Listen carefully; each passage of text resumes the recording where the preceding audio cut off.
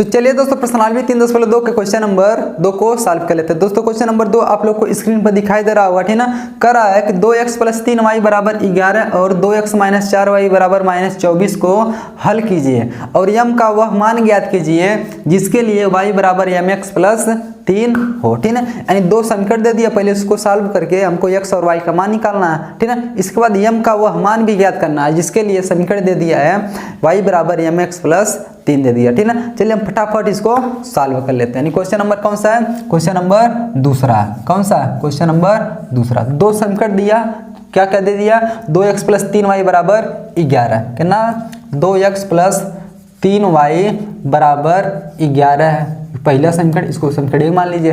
दूसरा दे दिया है 2x - 4y बराबर -24, 2x - 4y बराबर -24 समीकरण नंबर 2 मान लीजिए। इसको पहले प्रतिस्थापन बीच से हम लोग सॉल्व कर लेते हैं। चलिए समीकरण 1 से x या y का मान निकाल के 2 में रख देते हैं, चलो 2 से निकाल के 1 में रख लेते हैं, ठीक है। चलिए हम लोग समीकरण नंबर 1 से निकालने जा रहे हैं, ठीक है। तो लिखेंगे किससे? समीकरण किससे? 1 से।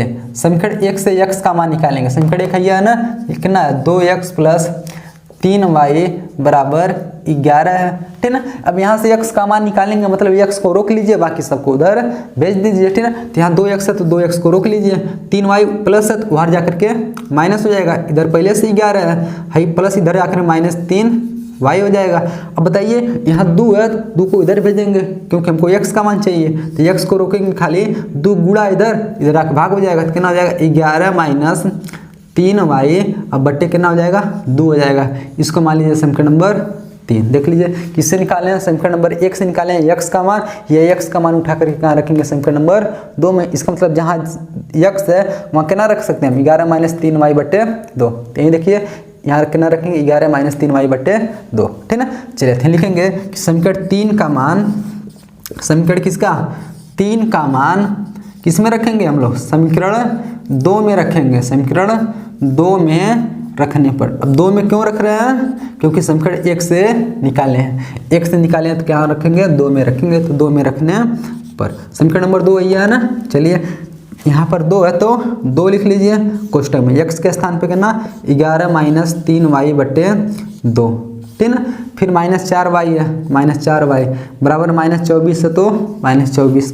अब इधर देखेंगे 2 से 2 कट गया, ठीक है। इधर के नाम से 11 - 3y - 4y बराबर -24। अच्छा बताइए इसको और क्या लिख सकते हैं? 11 - 3 और 4 कितना होगा? -7y हो जाएगा। का माइनस कितना? 7y बराबर माइनस कितना हो जाएगा? 24 हो जाएगा। हमको y का मान निकालना है, ठीक है ना। तो इसको और क्या हम लोग लिख सकते हैं? कैसे?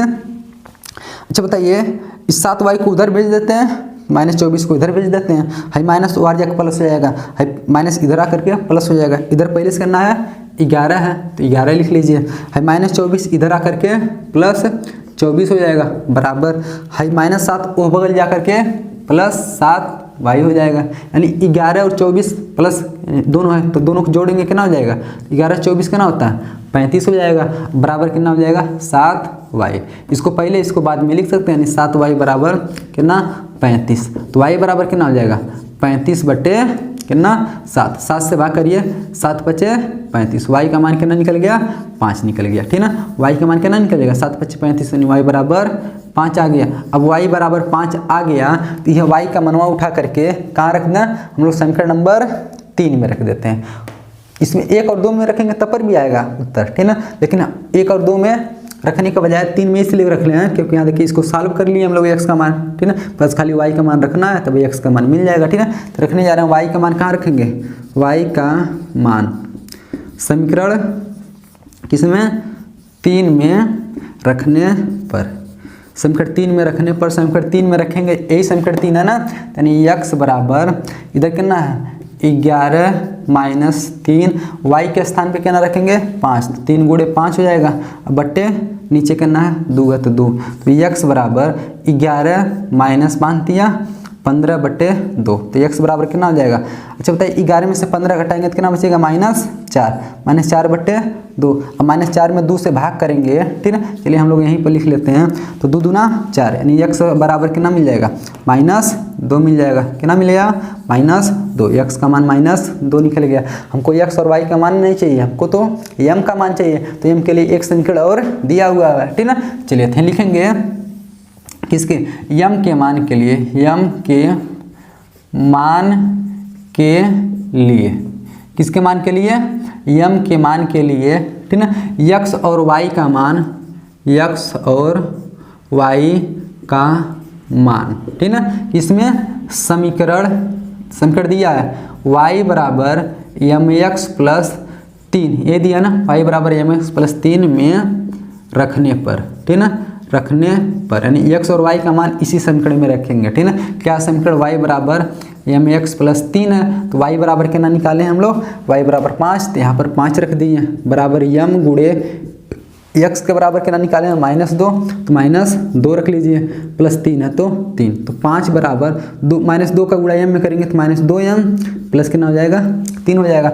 है +3, इसको इधर लेके चले आइए, ठीक ना। 5 + 3 इधर लाएंगे तो -3 हो जाएगा, बराबर -2m हो जाएगा। तो 5 में से 3 घटाइए 2 बराबर -2m, हमको m का मान चाहिए, ठीक है। इसको इधर भेज दें, कहाँ कितना 2 कितना हो जाएगा -2 बराबर कितना बचेगा m। देखिए माइनस को ऊपर भेज देंगे, यानी m को पहले लिखने जा रहे हैं, m बराबर है माइनस को ऊपर भेजेंगे तो -2/2, कट के कितना उत्तर आएगा, 2 से 2 कट जाएगा एक बार में, लेकिन -1 आ जाएगा, यानी m बराबर कितना आ गया -1 आ गया, ठीक ना। यानी हमसे m का मान पूछा था तो m का मान कितना आ गया -1 आ गया, ठीक ना। तो दोस्तों आशा करते हैं कि क्वेश्चन नंबर दूसरा आप लोग का अच्छे से समझ में आया होगा।